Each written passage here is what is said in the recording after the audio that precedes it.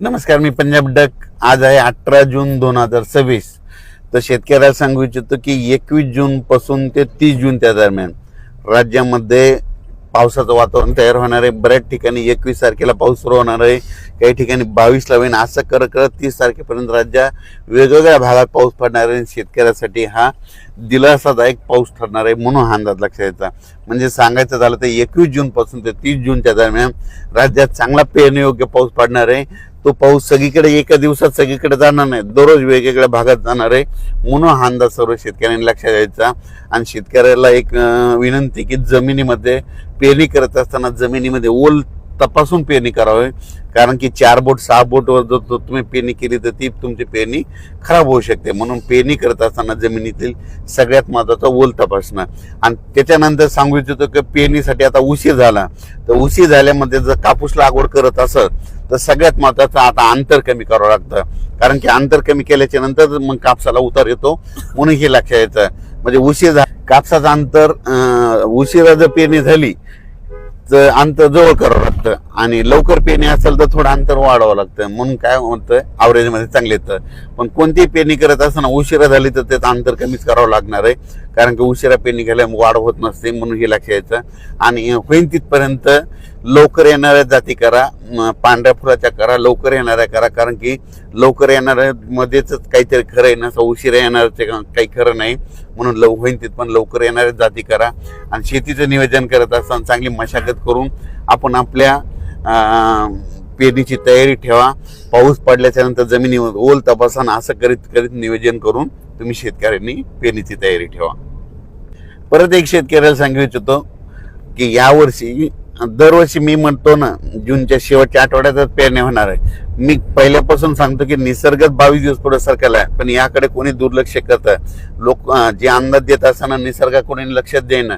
निसर्ग काय झाला की ऋतुचक्रमान 22 दिवस पुढे सरकले, थंडी 22 दिवस पुढे सरकली, उन्हाळा 22 दिवस पुढे सरकला आणि पावसाळा 22 दिवस पुढे सरकला.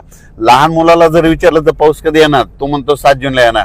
पण आता भविष्यामध्ये काय करावं लागणार आहे, आता 7 जून ऐवजी आपल्याला दरवर्षी म्हणावं लागणार आहे जूनच्या शेवटच्या आठवड्यात पाऊस येणार आहे आणि पेरणी होणार आहे असं म्हणावं लागणार आहे. कारण की हे भविष्यात ही परिस्थिती असंच राहणार आहे. पाऊस दरवर्षी 7 जूनला येणारच नाही, फक्त थोड्या भागात पडेल. पण खरी पेरणी मात्र 14 आपलं जूनच्या शेवटच्या आठवड्यात होणार. म्हणून आता 2027 बी धरा, 2028 आणि 2029ला तरी तुम्ही काय करा, वाटल्यास आतापासूनच लक्षात ठेवा पेरणी कधी होणार तर शेवटच्या आठवड्यातच होणार.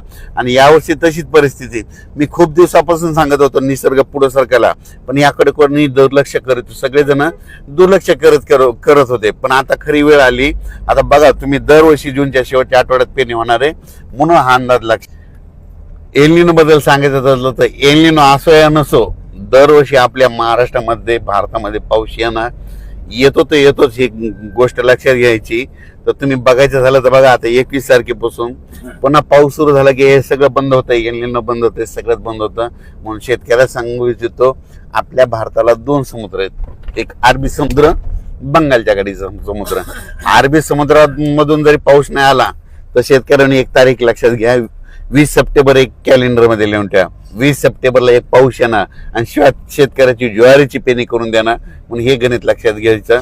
म्हणून म्हणतो एल निनो असो या नसो दरवर्षी आपल्या महाराष्ट्रात पाऊस येणं हे निश्चित. एल निनो तुम्हाला सांगू इच्छितो 15-20 वर्षामध्ये कधीतरी एकदा उद्भवतो असतो. दरवर्षी समुद्राचं तापमान सारखं नसतं. तर तुम्हाला सांगतो हे जे एवढा 5-7 हजार किलोमीटर इतक्या दूरचा समुद्र आहे, ह्या समुद्रामध्ये तापमानामध्ये खूप तफावत असते. 1-2 किलोमीटर 10-20 किलोमीटर तापमानामध्ये गरम गार पाणी होत असतं. म्हणून म्हणतो एल निनो असं येणं दरवर्षी आपल्या महाराष्ट्रात पाऊस येणार हे निश्चित धरायचं. यावर्षी देखील येणार आहे, फक्त जेमतेम पडणार आहे, सरासरी इतका पडणार आहे, पण परत इथं पाऊस जास्त पडणार आहे म्हणून हा अंदाज लक्षात घ्यायचा. आणि खूप प्रसारमाध्यमातून शेतकरी खूप घाबरत आहेत. शेतकऱ्यांनो जूनमध्ये पहिल्यापासून म्हटलं तर कमी पाऊस पडणार आहे, जुलैमध्ये जास्त पडणार आहे, ऑगस्टमध्ये थोडाफार कमी राहील, पण सप्टेंबर ऑक्टोबर परतीचा पाऊस जास्त राहणार आहे. 13 नोव्हेंबरला थंडी येणार आहे, म्हणून यावर्षी दोन्ही पीक येणार आहे. एक तर खरीप पण येणार आहे आणि रब्बी पण येणार आहे. खरीप कशामुळे चांगलं येणार आहे, खरीप मध्ये जेमतेम पाऊस असला, थोडा कमी असला की ट्रेस भेटल्याच्या नंतर पिकाला फुलं लागतात, फुलं लागल्याच्या नंतर शेंगात रूपांतर होतं. त्याच्यामुळे खरीपाचं पीक चांगलं येणार आहे. आणि त्याच्यानंतर रब्बी पीक कशामुळे येणार आहे, कारण की खरीप आणि रब्बीचा निवाडा करणारा जो पाऊस आहे ते एक पाऊस काय होतं, ऑक्टोबर परतीचा पाऊस पडणार आहे.